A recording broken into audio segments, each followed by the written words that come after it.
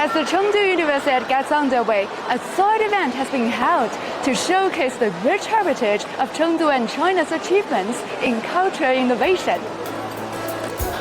I'm now at a creative exhibition of the sports event, where traditional Chinese cultural products are showcased and on sale.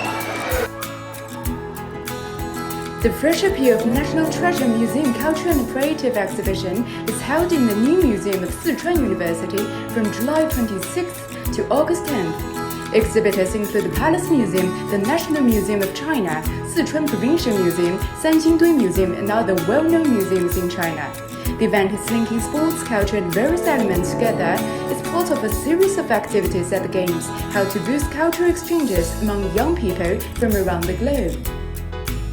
那我们之所以在这个大运会期间举办这样的一次文博文创的活动，那也是因为呢，我们希望让这个文博文创能够更多的被青年人所接受。我们这次带来的产品呢，是主要以这个系列产品为主，所以我们想的是也借这个展会的这个契机，然后把它带来这边，然后更多的人来认识我们新疆博物馆的文创。我是希望通过这次在大运会期间这样的一个展出，能让世界各地的朋友能够了解我们南京六朝古都、十朝都会这样的一个城市脉络。我觉得故宫博物院的千里江山图杯子，还有这些集章的，以及艺术书签、艺术尺子，我觉得都很不错。觉得惊叹他们的那些做工工艺，然后还有他们的设计，